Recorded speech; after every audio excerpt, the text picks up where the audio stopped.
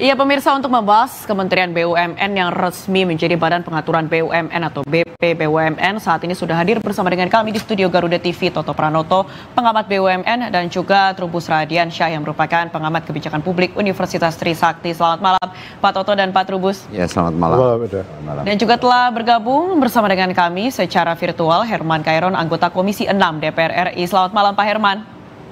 Selamat malam. Pak Herman, ini langsung saja RUU BUMN sudah disahkan oleh DPR RI, artinya ini Kementerian BUMN sudah resmi bertransformasi menjadi BP BUMN. Apa sebenarnya urgensinya dan bagaimana dinamika di dalamnya saat membahas? Seperti apa, Pak? Ya, tentu ada urgensi di dalam pembahasan karena ini merupakan perubahan keempat Undang-Undang Nomor 19 Tahun 2003 tentang BUMN. Nah, perubahan-perubahan ini tentu disesuaikan dengan dinamika dan kejadian-kejadian yang tentu ini kami mencatat sebagai hal yang urgent untuk segera melakukan perubahan atas undang-undang ini. Pertama, tentu atas perubahan Mahkamah Konstitusi yang dilakukan karena implikasi terjadinya judicial review di Mahkamah Konstitusi terkait dengan pelarangan terhadap menteri dan wakil menteri untuk menjabat baik itu komisaris, direksi maupun badan pengawas. Oleh karenanya ini menjadi skala prioritas. Tentu ini juga menyambung terhadap dinamika masyarakat yang menuntut, menginginkan bahwa BUMN ke depan lebih transparan dan akuntabel. Kita tahu bahwa pada perubahan ketiga status dari organ dan kepegawaian BUMN adalah bukan penyelenggara negara. Nah, oleh karenanya ini juga menjadi sebuah dinamika yang harus kami tangkap, aspirasi ini harus kami serap, dan tentu pada akhirnya di dalam perubahan keempat ini kami juga mengembalikan bahwa status dari organ dan status organ penyelenggara BUMN itu juga adalah penyelenggara negara, supaya betul-betul seluruh instrumen pengawasan di negara ini bisa mengawasi terhadap berjalannya BUMN. Yang ketiga, tentu kita juga ingin BUMN ke depan lebih baik, lebih profesional, dan kalau menuju kepada profesional tentu kita juga harus memisahkan dua organ penting di dalam penyelenggaraan badan usaha milik negara ini. Dan amanah reformasi tentu kita pegang teguh bahwa operator dan regulator ini tidak boleh bersatu dan harus ada kesetaraan di antara regulator dan operator.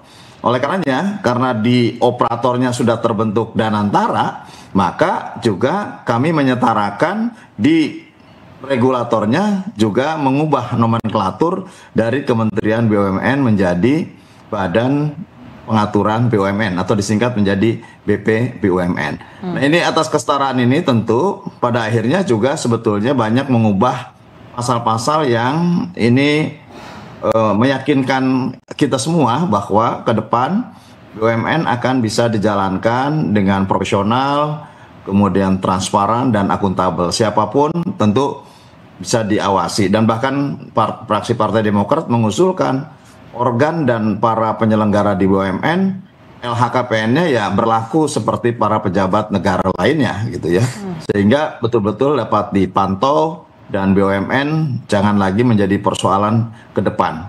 Perlu menjadi catatan penting sebetulnya bahwa setelah kemudian membentuk Danantara sebagai badan pengelola investasi yang termaktub di dalam Undang-Undang BUMN pada perubahan ketiga, ini sebetulnya kami banyak mendalami terhadap persoalan-persoalan BUMN dengan Danantara. Dan kami juga sebetulnya prihatin ya terkait dengan banyaknya BUMN-BUMN yang dalam perjalanannya meskinya tidak rugi.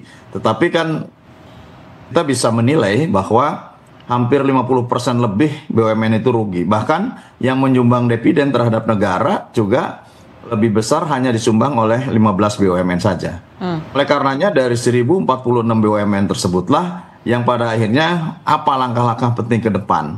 Nah, kalau kemudian bahwa dengan berdirinya atau dengan terbentuknya Danantara sebagian fungsi sudah diambil oleh Danantara, maka juga regulasi yang terkait dengan kementerian ataupun nomenklatur yang terkait dengan kementerian BUMN juga harus dilakukan penyetaraan atau pembagian tugas yang setara antara BUMN dengan Kementerian BUMN pada waktu itu dan kemudian dengan Danantara. Nah, oleh karenanya bersepakat pada perubahan keempat merubah nomenklatur kementerian menjadi Badan Pengaturan BUMN. Oke, baik. Ini ada pemisahan lebih fleksibel ya, karena banyak sekali aturan-aturan yang justru membelenggu terhadap bagaimana BUMN bisa melakukan ekspansi dan agresivitas dalam usahanya. Oke, baik. Ini ada pemisahan antara regulator dan operator yang sudah diatur di dalam undang-undang. Diharapkan BUMN ini bisa transparan, profesional, dan juga akuntabel. Nanti kita akan tanya juga ke pengamat yang sudah ada di sini. Sebenarnya apa sih perbedaannya? Oke, baik. Nanti kita akan membahasnya usai jeda ya Pak. Pemirsa tetaplah bersama kami di Indonesia Kita. Anda kembali menyaksikan Indonesia Kita di Garuda TV. Pemirsa, saya mau kembali ke Pak Herman. Pak Herman, ini kita sudah menangkap secara garis besar ya, gambaran besarnya urgensi kenapa harus berubah menjadi BPBUMN. Tapi kemudian kembali ke DPR, seperti apa kemudian pengawasan yang akan dilakukan? Dan apakah tadi jika mengadopsi di sistem yang sudah berlaku di negara tetangga, Singapura, dan kemudian di Kasana, di Malaysia, begitu, ada pemisahan agar diharapkan ini bisa berjalan lebih efisien, agar bisa berlari lebih cepat BUMN di Indonesia. Ini seperti apa kalau menurut tanggapan dari Pak Herman?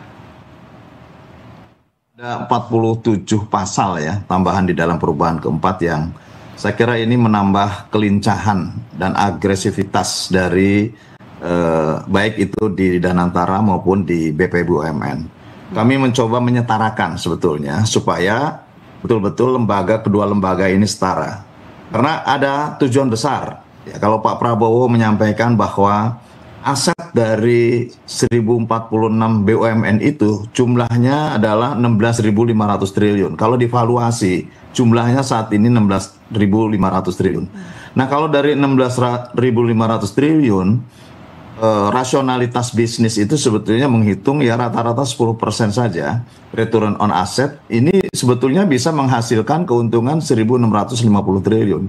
Nah, ini penyebab utama menurut saya, ini sangat mendasar. Nah, kenapa rata-rata kita saat ini BUMN menyumbang dividen kepada negara itu antara 80 sampai 90 triliun per tahun.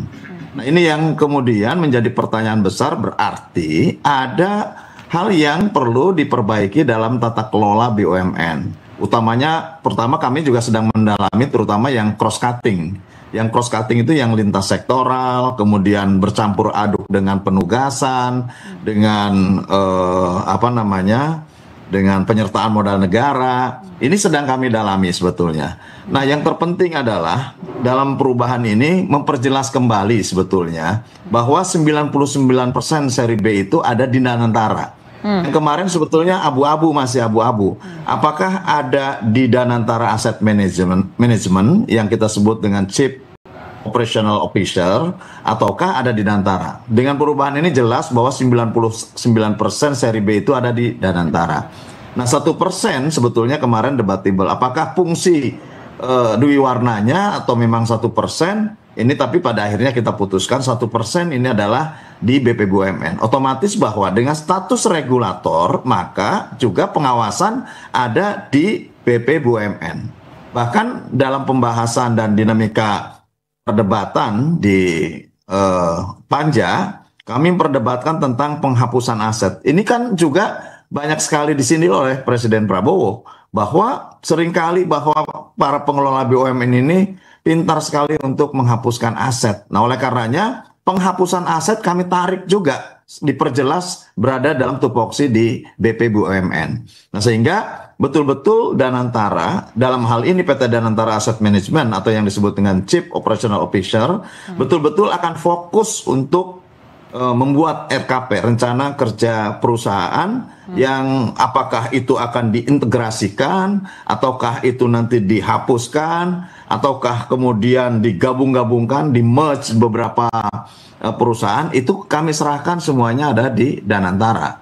Karena kepentingannya Danantara adalah bagaimana memperbaiki return on asset dan kemudian meleverage terhadap kemampuan keuangan yang berasal dari dividen. Nah, ini yang menurut saya menjadi sangat penting. Dan untuk semua itu, tentu pada akhirnya kami memperkuat dari posisi sistem pengawasan, termasuk membuka secara luas kepada BPK RI sebagai Badan Pengawas Keuangan milik negara, ya, Badan Keuangan Negara, Badan Pengawas Keuangan Negara, untuk silakan masuk kembali memeriksa terhadap BUMN yang selama ini sebetulnya di perubahan ketiga agak dijaga gitu ya, agak dijaga karena ada beberapa perdebatan sebetulnya, dijaga dari berbagai pemeriksaan itu untuk lebih agresif dan lain sebagainya, tapi pada akhirnya ya publik menyoroti justru dijaga saja dulu banyak bocor, apalagi kemudian tidak dijaga. Nah, oleh karenanya kami pastikan kembali bahwa aspirasi masyarakat ini kami tampung dan kami betul-betul memperjuangkannya sehingga sekarang secara perundang-undangan BPK silakan untuk bisa memeriksa BUMN.